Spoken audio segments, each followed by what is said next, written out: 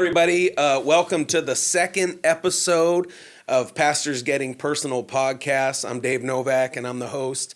And the goal of this podcast is really to encourage pastors, celebrate pastors, and it's not an interview style. It's really unscripted. We just come in, and it is lead pastors only that we have these conversations with. And the reason why I love doing these so much is because I like just sitting with other pastor friends. I pastored for 15 years, and just getting together and having coffee and being real, having real talk was it really warmed my heart, filled my tank. And so I just thought, man, it'd be fun to have a podcast like that, to where we do that and other people can engage. And so hopefully you hear some things. We don't want to be shallow when we're having these conversations. We want to be real, and sometimes it might be pretty deep. But I think for some of you out there, you may feel like you're alone. Maybe you're the only one that's going through it. And I believe that you'll be encouraged to where it's like, you're not alone. We're just in this together. And so anyway, thank you for being a part of this second episode. And today I have with me my good friend, Pastor Hector Gutierrez from Thrive Church in Elk Grove. Yeah. I said, so we've known each other for a long time. And I make sure I don't say Gutierrez. I say Gutierrez. Gutierrez. So I got that down, brother. Come on, brother. Anyway, that's when you know you're serious. That's when you know you're close. Dude, that's when I'm really like my Mexican side. Anyway, there you go. So Hector and I have known each other since, dude, I probably was 12. Yeah. And you're how many years older than me? 5, 4? I think 4. Dude, I'm trying to take it easy on you, man. I was going to say, he's already starting. We may get out of control, man. This is going to be some low blows. But, yeah. But let's just say this. We're both in our 50s now. No, we're not. You're not in your 50s? No, I'm a 49er, dude. Dude, I thought you were already there. No, man. I'm not, okay, dude. Don't try to elevate me. I'm not there. I'm not at your level. So I used to, this is almost embarrassing, but it's facts, dude.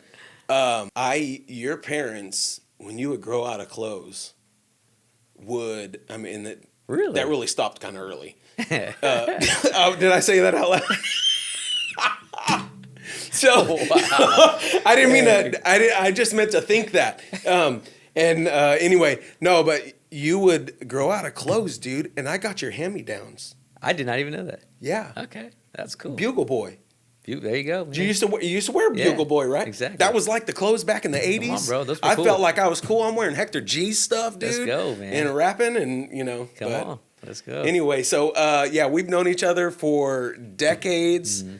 Your parents, your aunts and uncles, your cousins, everybody went to my dad's church. Mm-hmm. And that's back when you used to rap. Mm-hmm. And I want to get into some of this stuff. Let me go ahead and start with, I'm sorry for the cheap shots, bro. Hey, it's all good, man. I can take it. I know. I got to get you before you come back and start after me. But I want to give a bio for Pastor Hector here. He gave me, and then we get to talk life and ministry and all that good stuff. It says this: Pastor Hector Gutierrez is an ordained Assemblies of God minister and has been active in full-time ministry for 35 years. He loves playing golf, drinking lattes, and spending time with his family. He currently serves as lead pastor of Thrive Church in Elk Grove, California, which he planted 23 years ago, which now has, it's 3 campuses total, one in East Elk Grove, regular Laguna West. So what do you call this? We just call it Laguna. Okay, and here in Elk East Grove. Campus, and then now brand new in Stockton. Yeah. Thrive Church has grown to over 1,200 people. Pastor Hector's passion is to see God's people ignited with faith, purpose, and spiritual fire. Yeah. So, so I'm excited about the new season that your church is in because there's just so much happening. Do you want to go back and just share kind of how the church started? Because you were a youth pastor for several years, and then you ended up this thing came to be. And I was a youth pastor for 12 years, and truly thought I was going to do that my whole life, probably like most young people do, and then early 2000s, 2001 is when God just dropped a seed in my heart about planting a church back home, which at the time I was living in Las Vegas, and saw some great things happening there in ministry with the young people there. Felt God stirring and calling, and came out, planted the church, and it took off pretty quick by God's grace. That was 2002. Technically speaking, we had our grand opening service on Mother's Day. We had 254 people, wow. Including some dogs and some cats. Whatever ran by. Hey, whatever was moving, we were counting it. Right. It was even the shadows we were counting. So we started strong, and then the following week, a lot of that, of course, was family and friends. All the well-wishers. All the well-wishers, like most grand openings are, but we had about half that the next week. So we started with just the same amount they had in the upper room, brother, just enough, right. 120 in the upper room.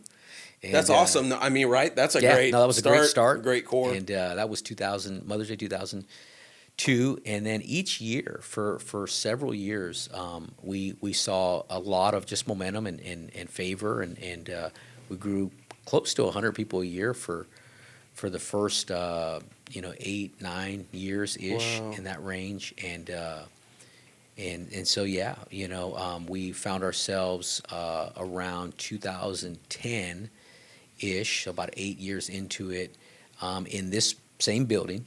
We moved into this building about 4 years after the church started, and but we were in 3 services. We were packed out, and we were like, okay, what do we do next? And thought maybe do we get a bigger building, but felt like at that point already the Lord was stirring our heart to, raise up, church planners and to plant campuses and or churches, and started kind of preparing for that. Yeah.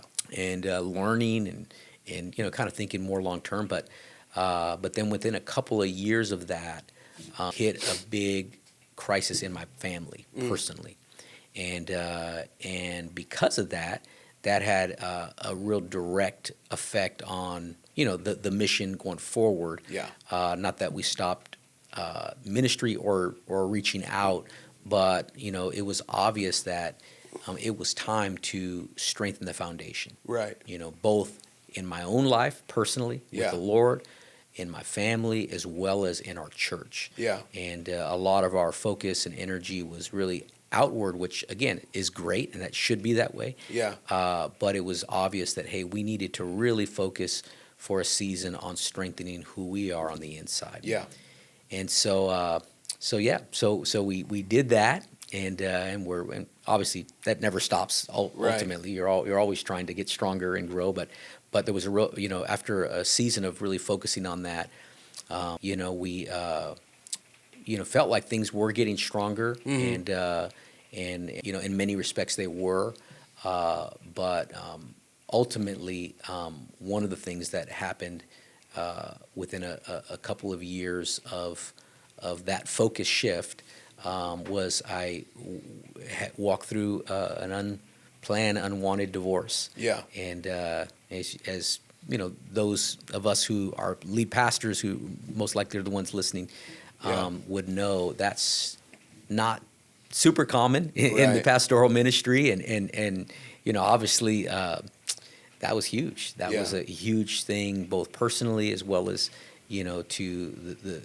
the ministry, and what do we do with all that? How do we navigate that? And so by God's grace, was able to navigate it. Both a lot of good people and good leaders around me to mentor me, to guide me, and of course, first and foremost, the Lord, and leaning into Him like never before. And can I stop you just for a minute with that? Because when something like that, our lives are already a fishbowl. It's life in a fishbowl.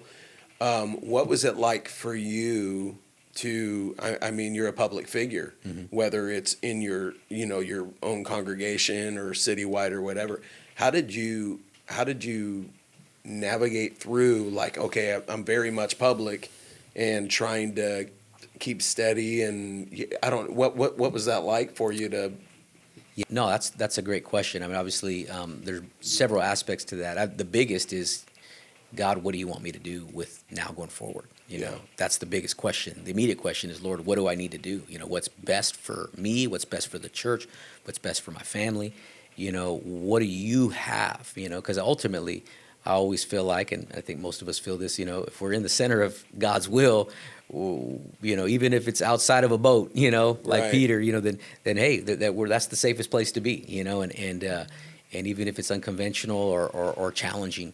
And so, thankfully, even, you know, at the onset of that, you know, the divorce coming to fruition, Yeah. God sent several people with really powerful prophetic words Yeah. that, you know, sometimes you kind of get them and they're like kind of general, and there's other times where people just read your mail, you Right. know, and Right. God Yeah. literally sent several people, you know, just wanting me to be clear, Yeah. you know, and then just read my mail and spoke such clarity to really confirm that, you know, He wants me to stay the course Yeah. in my role, and just that He would help me, Yeah. you know, and so to me, once I got that clarity, Yeah. again, it doesn't mean that everything's easy, but at least you know that you're where you need to be, Right. and so that's where it all started, is getting Yeah, that because clarity. I remember those days.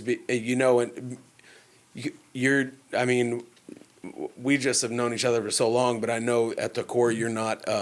You're a very unselfish person, unselfish leader, and to be walking through that and the questions of God, do I what like you just said, what's best for the people, what's best for this, and what should I do? And I remember man, you're a walker, so we'd be like, hey, let's go for a walk and let's talk, Yeah, man. for And sure. I've said this to you, and because you have, dude, you have the gift of faith. I'm pretty sure. I just from what I've seen, I'm like, okay, his spiritual gift is probably a gift of faith, right?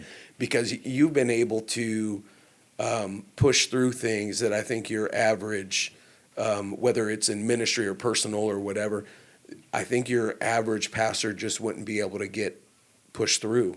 And like I've said before, you've kept a soft heart. And, you know, you never got a hard heart. You've always remained having that. You've got a thick skin and a soft heart, and you've been able to push through that. And it's really been a blessing to me. If there's you know, because I'm sure there's other people that are kind of going through this, or pastors who are maybe going into it, they're in it, or they're trying to figure out, you know, life as, you know, as a pastor being divorced or going through that. Is there any? I mean, what stands out that you could, you know, advice maybe you could offer Yeah. to? You could just Yeah, mention that you learned, or yeah, a couple of things come to mind, but I would say even before I speak to that, and whether it's, we all experience crisis at you know, at some level, whether it's in our marriage, whether it's with our children, whether it's, you know, in the church, Yeah. whether it's a health issue, whatever, you know, we all at some point, you know, we're going to face something that we're going to need to really, you know, we're going to really need to dig deep. And I would say there's a couple things that really, I think, made a difference for me. One was just being as transparent as I could, yeah, without, you know, was still being caring of others, and still being, you know, wanting to protect all parties. So not wanting to put, you know, too much out there, but having that, try to have that fine, walk that fine line of being transparent, because it's freeing, you know, for me to try to like project an image that I wasn't in pain or that this wasn't difficult. That would just be, not only would it be like fake and everybody would know it, you know, but on right, top of that, it would trap me, you know, into feeling like I need to perform, I need to be something that I just can't be right now, and it was, you know, at the same time, you also have to lead, and you know, you can't just, yeah, you know, always, you know, cry through every message, I guess you would say, but you know, so I really felt the Lord helped me to be transparent enough, and where you know, another thing too is just, you know, I really leaned heavily on good counselors and mentors. I mean, I knew I'm in the weeds, I'm in the trees right now. I Yeah. can't see the big picture, at least not fully. So I leaned heavily on, you know, my leaders, my elders, Yeah. good people, not that I wouldn't make any decision, but if it was a big decision or even some medium sized one, whereas maybe before I would, handle it a little bit, I trust my gut a little more in that sense. I was really leaning heavily on good counsel, because it was choppy waters, and I would say lastly, and obviously it goes without saying, but just drawing close to the Lord. He is the greatest counselor. He's the greatest comforter. He's the best friend. And I know we all know that. We all preach that. But man, I tell you, my relationship with the Lord has, as it should, but maybe doesn't always happen during crisis and trials, is it needs to deepen, and I think that's carried me through. That carried me through, and it continues to carry me through. Even through, the things that continue to come in life, right. and I will say, I think one last thing, if I can, is just that, learning to prioritize what really matters. There was a point, David, where I was pretty certain I was not going to be able to do this. At least that was what I was thinking. And I was pretty certain I was going to lose not only my marriage, but lose almost everything that, was your life, was my life. Yeah. And initially, as you can imagine, it was so heavy. It was so, so devastating. Yeah. But then there came a point where I realized, you know what? There's something that nobody could ever take from me. There's one thing that nobody could ever take from me, and there's one thing that, I don't have to ever stop. And that's, number one, nobody can take from me my love for the Lord. Right. And nobody could stop me from sharing the good news. Yeah. Even if it's just Bible study with my kids and whoever else wants to come over, right. or whatever. So I know that sounds just kind of basic in one sense, but it really did hit me at one point. Like, you know what? Even if I'm not losing that which truly is everything. I still have my Savior. I still have my calling. Yeah. It just may look different. And I'm going to be okay, and He's always provided for me. So that was, of course, something here like, okay, what am I going to do? God's always taking care of me. Right. He's going to take care of me, and I just open my hands and say, God, let's just walk this out. I trust you. Yeah. And as it turned out, all those things that I thought, all the losses that I thought would come, they didn't come, and right. and so anyway. So, Hey everyone, in the summer of 2023, I left my church to launch a new ministry, which you're about to see. If you'd like to partner together, my website is davenovakministries.com. Check it out. What if I told you that you could break free from the wounds and the frustrations with your dad? The resentment, the abandonment, the abuse that you have felt maybe, or even you get to a place of having bitterness that is built up, or you feel cheated because of your relationship with your dad. Hi, I'm Dave Novak, and I recently wrote a book called No More Dad Issues. And the reason I did was because I struggled with these issues for years. And I learned over time that in our culture and in our generation, dad issues are pervasive throughout. It doesn't matter who you are, and it doesn't discriminate. I've known people in their latter years who still are feeling the sting of dad issues because you never grow out of them. And so when I wrote this book, I decided to be very transparent with my feelings, my thoughts, my struggles in this bitter and difficult relationship that I had with my dad, who was also a pastor. And so I found this freedom. I'm going to tell you how I went through it, how I got through it, so that you can have it as well. I wrote No More Dad Issues so that you can find what I have found. So pick up a copy and let's begin to break free today. There was one word that I heard from you over and over again during that season, and that you were like, "This is all I'm leaning on right now." I don't know if I'm sure you know the word I'm talking about. You would always say, "This is what I'm doing right now," and it was abide. Yeah. Because that was like a theme for you, right, in that season? Totally. In fact, the Bible says that, God's near to the brokenhearted. And for me, I tend to hear him probably the clearest, Yeah. is when I'm in a desperate or needy place. And as he is so kind to do, he just, I remember one day I was reading, Lord, how am I going to get through this thing? Literally. Yeah. I mean, I don't see a way forward. I just see a cliff right in front of me. And I literally just felt like he took me to John 15, familiar passage. I had preached on it many times. Yeah. But he just said, you know what? I'm going to teach you another level of closeness with me. And I started reading it, and that whole abide, and I just kind of started having this talk with the Lord, and he just was speaking to my heart and just saying, you know what, and this is kind of the way I processed that thought interaction with the Lord, was just that he said, you know what, for many, many years you've walked with me, and we've spent time almost every day, and we're close. Yeah. But I want to take our relationship to the next level. I want you to move in. And when that's what abiding means, it means to dwell with, to live. And he says, now we're going to be one. Yeah. And I don't want to say that I would choose any of the losses. Right. I definitely am just thankful for the closeness that has come, in my relationship with God from Right. those losses, I guess, if you could say, and I do feel like that was my go-to, not only word but just I remember you saying that all the time, man. It was just like, that's just the resort, man. Just abide, and and you always went back to that.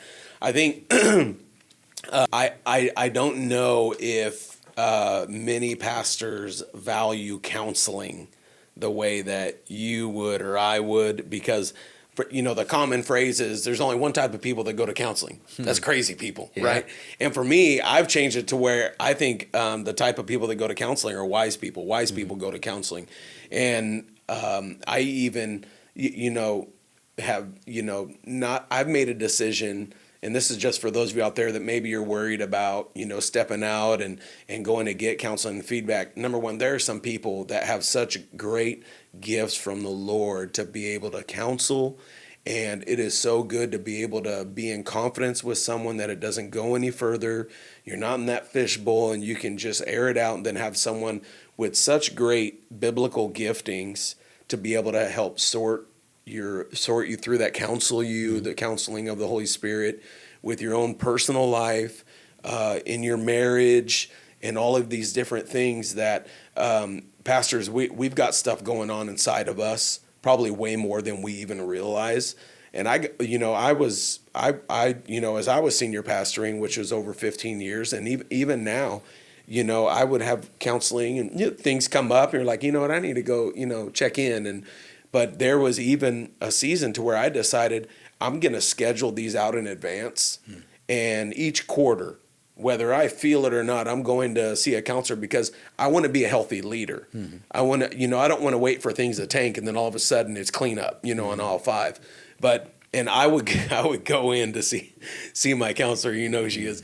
And I would go in, and she'd be like, so how you doing? I'm like, man, everything's fine. She goes, well, tell me what's going on. And I'd start talking, and by the time I'm out of there, she goes, I'll see you next week. It's back, because there's stuff that's in there. And one of the best things you can do, the best investments, is to invest in yourself and your own soul and get counseling. And I've even told people, this may not be wise in some circles, but if you have to, rack up some debt to go to counseling to get healthy, it is so worth it. You'll get to the point to where you can pay the debt off, but the goal is that you can't put a price tag on it, and to keep yourself healthy. And so anyway, the counseling part, man, I'm just passionate about. I want to in a little bit get to where things are now, and your new love life, and your wife, and everything, and your family. But can you start off with, because you have a great story with when your mom, when she was pregnant with you, and just how the enemy, man, had a chance to really destroy things from the beginning. And can you share that story? Because I love hearing it, man. Yeah. Going way back.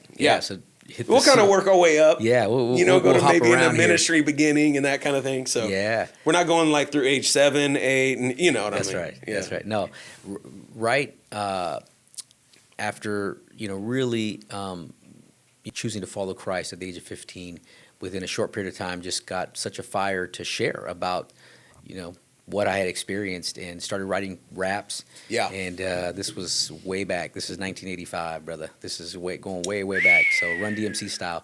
And you got saved at Capital Christian Center, Capital Christian Center. And long story short, somebody invited me I guess they heard me rap or whatever. I said, hey, come to Juvenile Hall and do one of those raps and share a little bit of your story. So I was about to head out to do that, and my mom said, hey, son, let me tell you something, a part of our story that you don't know yet. Yeah. And she said, you know that me and Dad had you when we were 15 and 16 years of age. And I said, yeah, I know that. And they said, what you didn't know was that because I became pregnant with you in a moment of confusion and stress, I was put in that juvenile hall, that same juvenile hall that you're going to go to. And she said, while I was there, the counselors and people there said, Vivian, you're 15, you're not married yet. They did end up getting married 1 month before I was born, but at that moment they weren't. And they said the best advice and encouragement we can give you is to consider adoption or abortion. And even though she was young and stressed, but she knew in her heart, she had grown up around the things of God and knew that there's no way that's what God would give her peace to do. And so long story short, she kept me. I'm here. But she said, isn't it amazing that one of the very first places that God would send you to go bring a message of life was at the same place that the enemy tried to speak death over you. Yeah. And I remember when she said those words to me, David, it was really powerful. Not often, but I would say occasionally, I would ask myself, was I a mistake? I was the product of two kids, who that wasn't the plan. Right. But I think it not only answered that question that, that God had a hand in each, God has a hand in each of our lives, but also just that, he had destiny, he had purpose in my life. And within a short period of time, well, immediately I went there and not only did a rap, but I just began to preach with a boldness and a fire, with a confidence that God had purpose for my life. God had a calling on my life. And within a really probably weeks of that, I embraced his call to full-time ministry. And I realized, I don't want to do anything else for the rest of my life than to preach the gospel. And by his grace, that was 40 years ago, or not quite 40, 39 years ago. Wow. And now I'm getting I'm revealing my age here, but yeah, I mean, God has kept that, and so that was powerful. That also brought, speaking to that point, one of the prophetic words that I was given, what I referenced earlier, during that difficult season in my marriage, was somebody gave me the same verse that God gave me when he called me to ministry, Jeremiah 1. Before I formed you in your mother's womb, I set you apart as a prophet to the nations. And somebody said, and they just began to not only speak the same verse, but they just said, what God started, he's going to finish. Amen. Don't quit. Don't give. They just started reading my mail, and I knew it was like the Lord was saying, you know what? Hey, I'm the same one who gave you the call, and I'm going to reaffirm that. And so even though it didn't make it necessarily easy, life wasn't easy, but I was clear. I was clear. I'm where I need to be. And so, and even in those younger years, right, there was a whole thing at Arco Arena where you ended up rapping there. Oh, that was crazy. Yeah, God just opened crazy doors. I was a kid. Not to mention that. I mean, I never really was anybody that ever did anything publicly or on stages, or I avoided those kind of scenarios. I was good with one or two of my friends, but then when I just got saved, I just had this desire to share, not that I was looking for a stage, but just looking to share his goodness. And one of the doors that got open, I was 50. I mean, with a few months from that is, that's nuts. This is crazy. Michael W. Smith was scheduled to sing at Arco Arena with Tony Campolo. and he got sick. Tony. And so, what's the logical next step?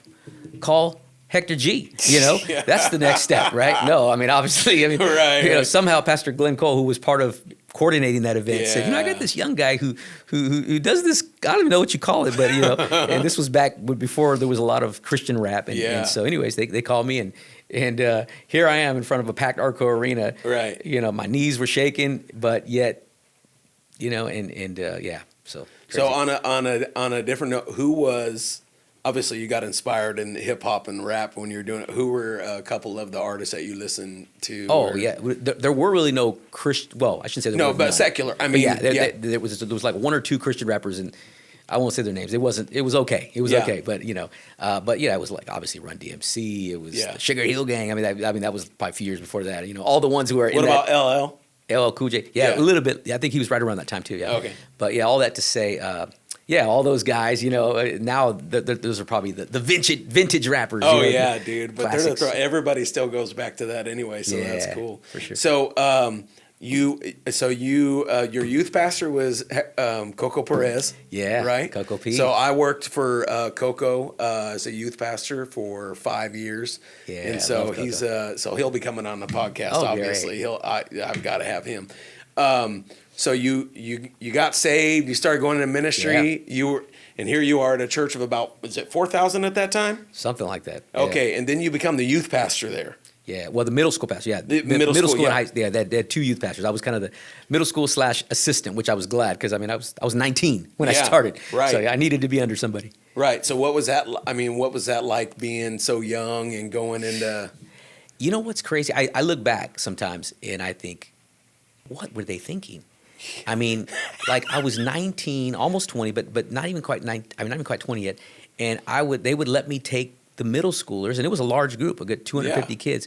I would take them to camp. I would take them to Mexico on a couple of trips, and I'm thinking, were they crazy? What were they thinking? I would never let a 19-year-old kid. Yeah. But on one hand, I think, okay, well, praise God, they saw something that they in me. But the other part is I recognize that was, God did something pretty deep and pretty inside of me at a young age. Yeah. And I realized that's probably not.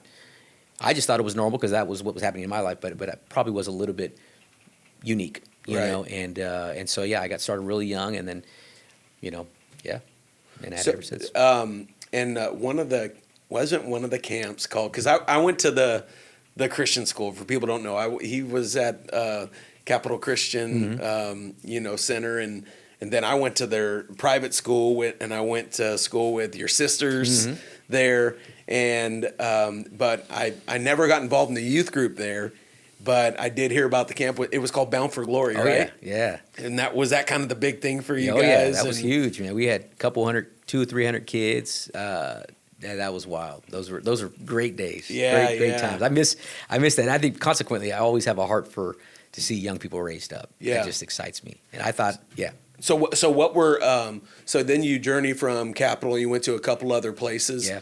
What were some of the lessons just growing in ministry and such were really not that they needed to be difficult, but I mean whether there were some highs or there were some lows or whatever. What were some key lessons that you learned, just in the process of ministry, man? That's a great question. I think it's interesting. We can both learn from success and failure. Yeah. I don't want to say for better or for worse. I mean, I guess it doesn't really matter. At some point, we have to learn both. Yeah. Early on, I had a lot of success, and that was a test. Yeah. That was a test, and I would say I did okay in certain ways. Yeah. On one hand, I was able to tread water and to excel at some level, but I think at times maybe didn't even realize it, but there were issues of pride and self-dependence and even some of the other things that kind of go with all that competitiveness and think in an unhealthy way. That I had to really, that kind of came back later on, that that I had to learn. Right. And I think there was a lot of that needed to be broken, and I need to be free from, and and through the trials, that's one of the Yeah. beautiful things about trials is it humbles you, Right. it breaks you, it forces you to look at your life, and so yeah. But I mean, I don't know if that's the question you were asking. No, that's but, cool.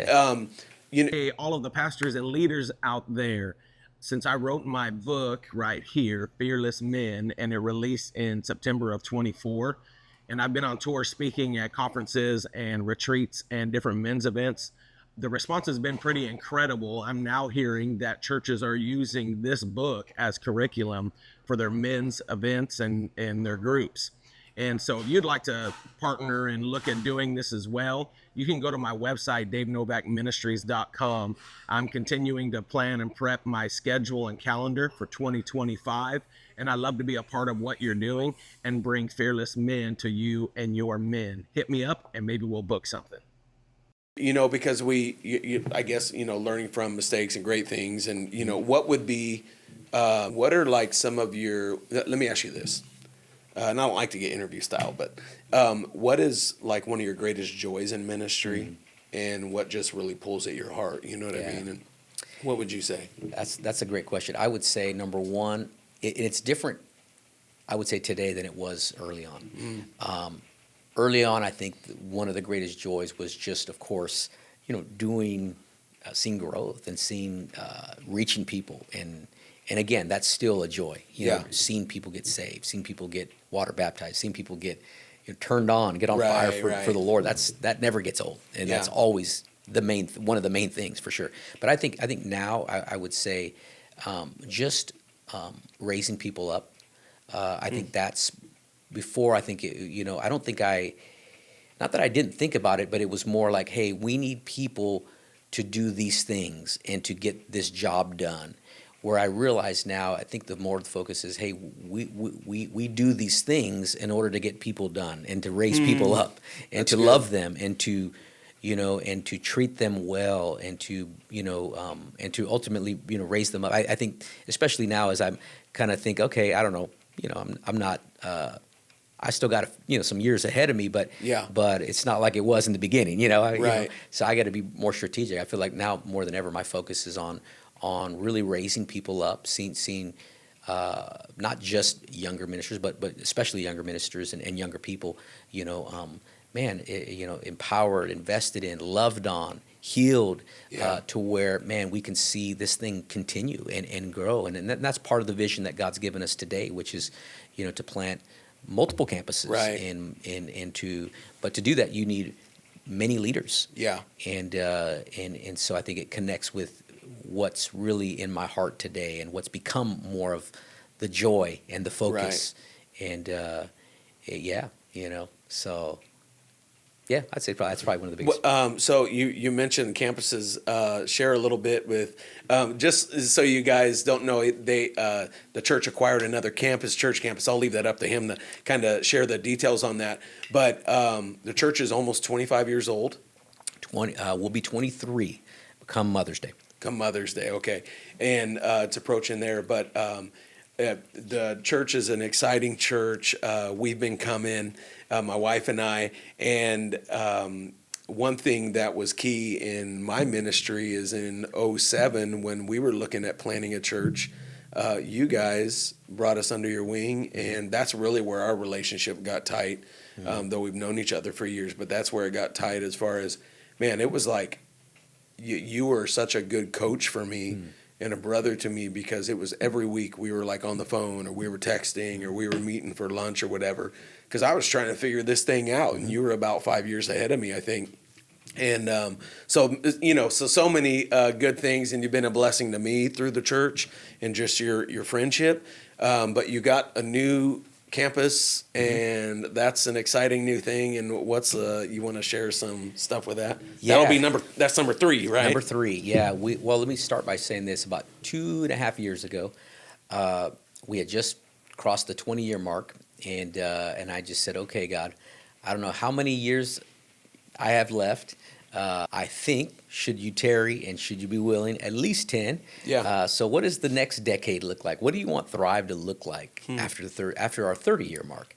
And that was just one of my prayers. And I was like, Lord, I I don't have to know everything. Right. But I'd love it if you just kind of give me a little glimpse. And I heard something very simple but very clearly, and he just said 511, and you're going to plant 5 campuses. It'll be one church, and it'll be one purpose to help bring the love and the power of Jesus to our valley. Yeah. And so I said, okay, Lord. Again, it was one of those things. I knew it would be challenging. I knew it would be difficult, but it was clear.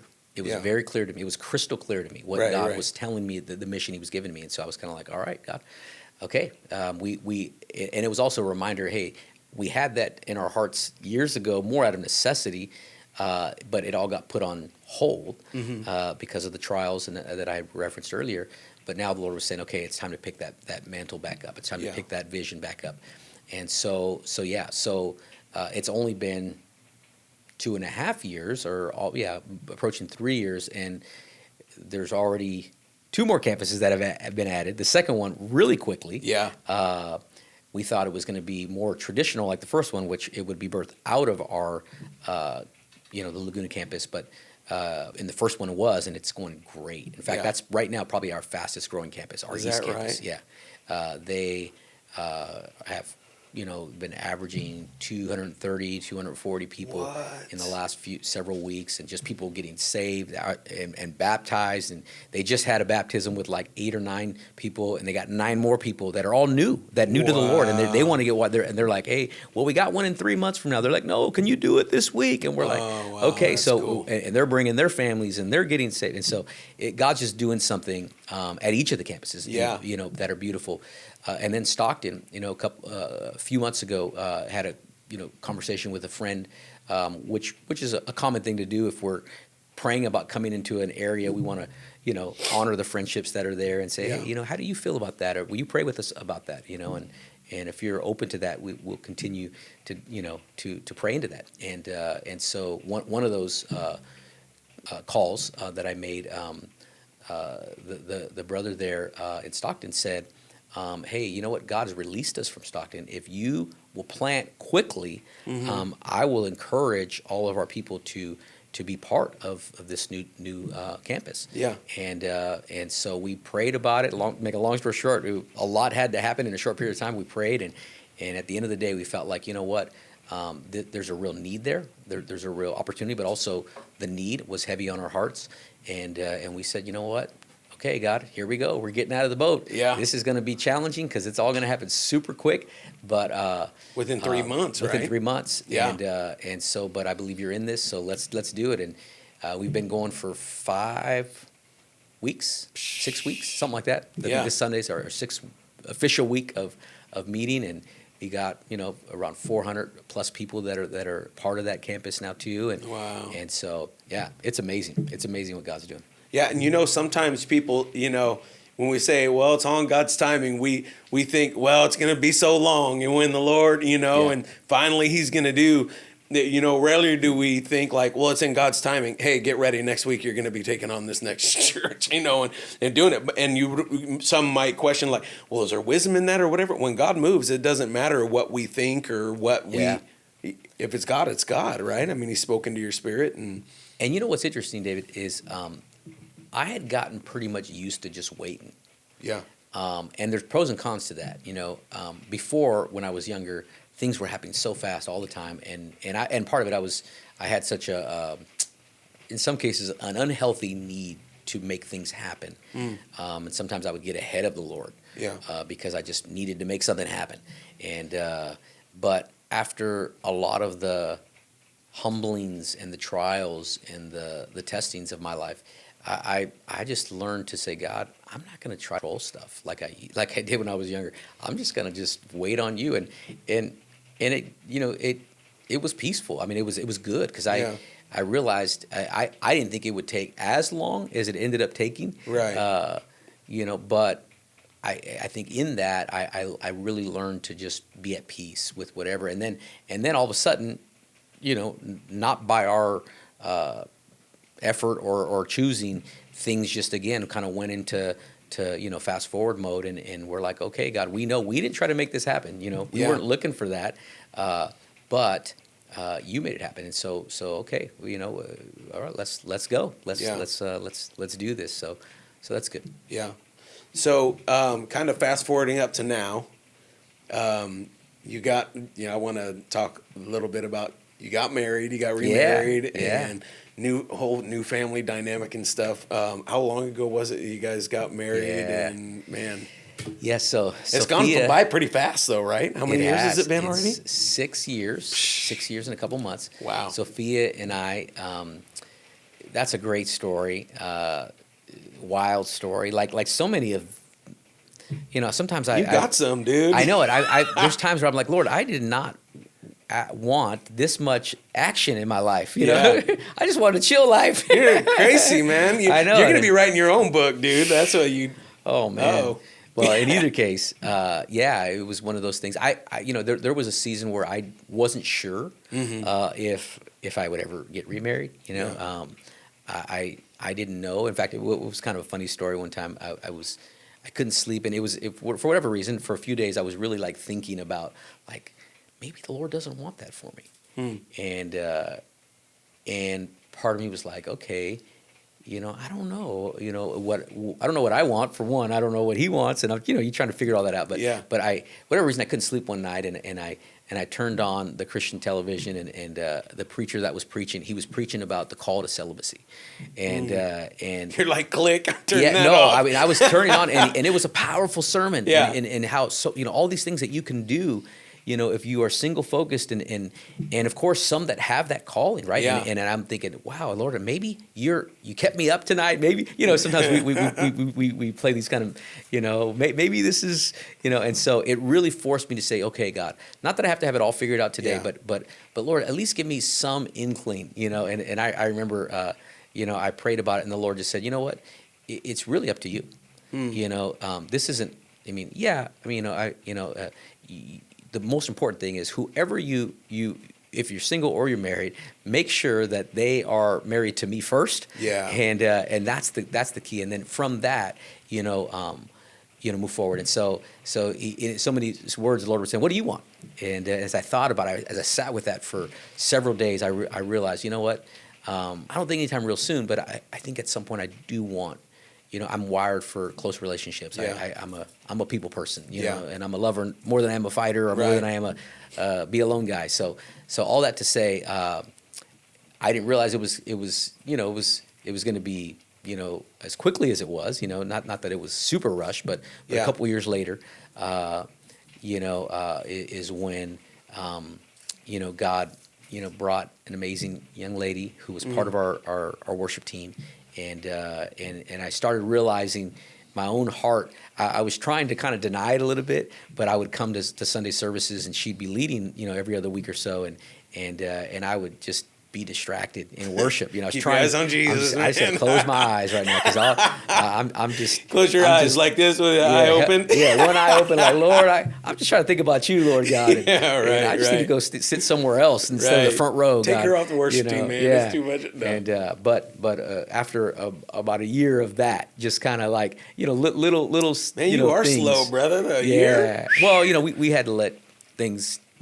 It was important to get. It's a different dynamic when it's within the church. Yeah. Yeah, and so anyways, I won't go into all the details, but in God's timing, God was drawing both of our hearts, and it's that's been a wild journey, but over 6 years, and we're now getting to that place. Not that it's been a blessing the entire journey, but now we're 6 years. You're starting to figure certain things out, because it was different than just two people coming in. We both came in with three. We kind of like to say we're like the Mexican Brady Bunch. We both brought three and 5 boys and one daughter, Katie, and so learning that whole thing and dynamic and we're not, I would say, masters at it, but we're learning, we're growing, and we're getting stronger. Yeah, because that's a real. There's so much that goes into that, and it's such a great work, because, okay, again, fishbowl here, someone's coming into a new level of ministry, marrying the senior pastor. Then there, you know what I'm saying? And then there's the kids, and now they're pastors' kids. Yeah. And that, and then it's just the blended family deal and trying to figure that out. And one day we might have to do a part 2 just on that. Dude, that's a whole. We're bringing in a counselor next time. Yeah. Actually, we're gonna get Sophia in here. That's what we gotta do. True. And, Yeah, absolutely. That's all of that. And so she's helping team with you too now. That's what's cool. Way you guys are leading. And, she's got a great life story, which I won't tell it. Perhaps at another time we would have her share part of that story. But one thing I would say is that she had the call of God on her life early. Yeah. And was beginning to walk in that, similar in the age of me, around 15, and then she took a left turn.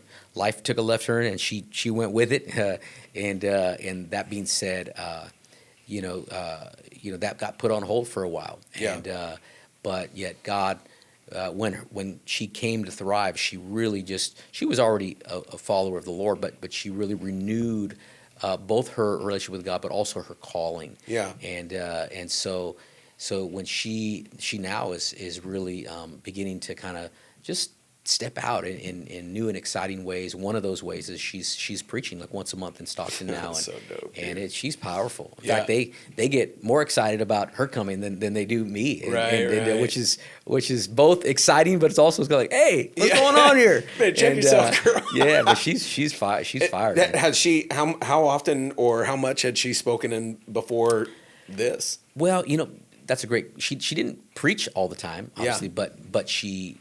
In her career, she did a lot of public speaking. She did a lot of communicating, and so on top of that, it's not just that. I mean, the call of God, the gifts and calls of God are irrevocable, and no question, she was called to do this. And she's really on stage, great stage presence, communicator, everything, man. You would think if you hadn't heard it, she's been doing this her whole life, and really, it's just God's gifted her, called her, anointed her for that. So had she preached on a Sunday here at all? She did two other times, but one time really more shared testimony on a Sunday evening type service, and then she preached last Mother's Day was her first time actually preaching a sermon, and so she killed it. She hit it out of the park, and everybody was like, "Man, we need to have her more." But as it turned out, we are, but now we just need her more there for this season, and then in time we'll have her. That's awesome, man. Yeah, I was impressed. I'm like, man, this girl's got it, dude. Yeah. She goes up there and she just, she rocks it. So that's been really cool. Well, it's been fun to watch. Thanks, by the way, for letting us use part of the church here to do this podcast and starting. One thing is really important, I think, especially going into this Sunday, is are you going to watch the Super Bowl? Oh, yeah. Are you really? Yeah, it's, you know what? Don't ask me why. Well, I'll tell you why. Okay. It's got to be the Eagles. I'm rooting for the Eagles all the way because Patrick Mahomes has just broken my heart, dude, so many times. I have to root against him. I'm motivated right now more by football hate, not real hate, of course. But I want to see this guy taken down. At the same time, dude, there hasn't been a team that's done it 3 years in a row. Oh my goodness, the guy's Michael Jordan. I mean, the guy's Michael Jordan, in my opinion. I mean, no, I get it. Mad respect, but I would love to see him taken down. When our Niners lost to him in overtime last year, I was like, well, man, at least we lost. I mean, it was Michael Jordan at the end of the game, last minute, buzzer beater kind of deal. Yeah. So I guess if you're going to lose in the Super Bowl, man, that's it. But so you, what's your pick Sunday for the game? I told Putting your hater aside. Yes, I was going to say, I told you who I want, but obviously, I mean, how can you think, Mahomes is not going to pull it off somehow, some way, whether it's a call, whether it's a fumble by the other team, whether, somehow if I were a betting man, which I'm not, but if I was, definitely it's hard to bet against that guy. I know. So. He just knows what to do when it's in that, that time. So he's that guy. Well, hey man, thank you for your friendship. There have been so many seasons in my life. You and I just have like one or two others, man, that have been really core. And there's been some hard times, some things I've gone through. And you've been there for me and looked out for me. And I'm just so thankful for our friendship. I don't know where I would be in ministry without you. Yeah, thank you, man. You know what I mean? Seriously, I think about it and I'm like, you've been, especially since going into, someone I looked up to when I was younger, because here I was, growing up in junior high and high school. You were a youth pastor-ish, and I'd been around your family. You'd come and do some ministry at my dad's. So there was already looking up to you, and then joining in. And when we started our church and we were under your umbrella, we've just been so, unintentionally, just a really tight friendship. I appreciate you so much, man. Well, thank you for saying that. I'm glad that I was, been able to encourage over the years, but same to you, man. Truly, number one, thank you for doing this podcast. Your heart for pastors, your heart for myself and other pastors.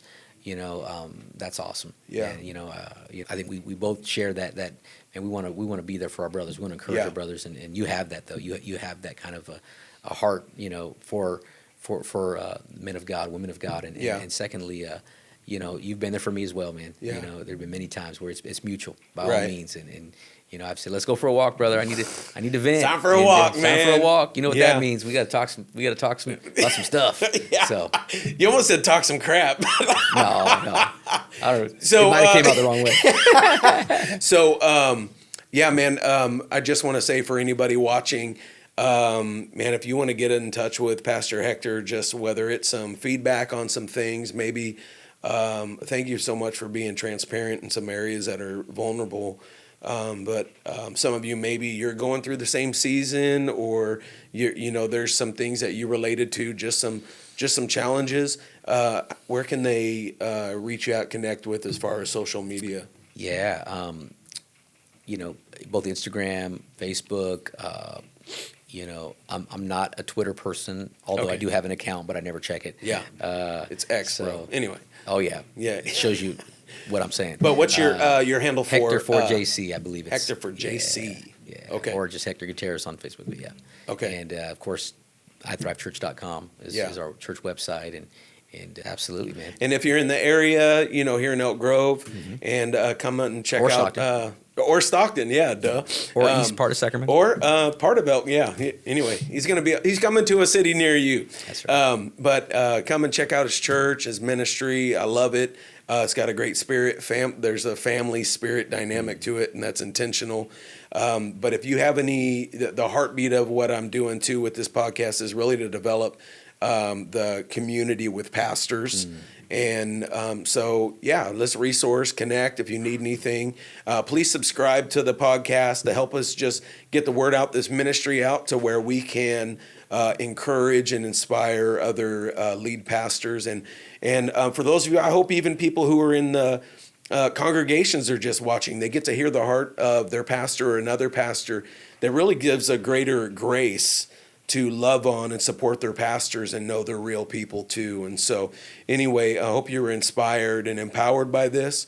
And brother, I thank you and I love you from the bottom of my heart, man. Yeah, likewise, man. You're number two, man. I got number one done. You're number two, and you guys are kicking it off right. Not that, I mean... I've never had anybody say that with such a smile. You know what? You are number two. You were second place. You're the first loser. It's just...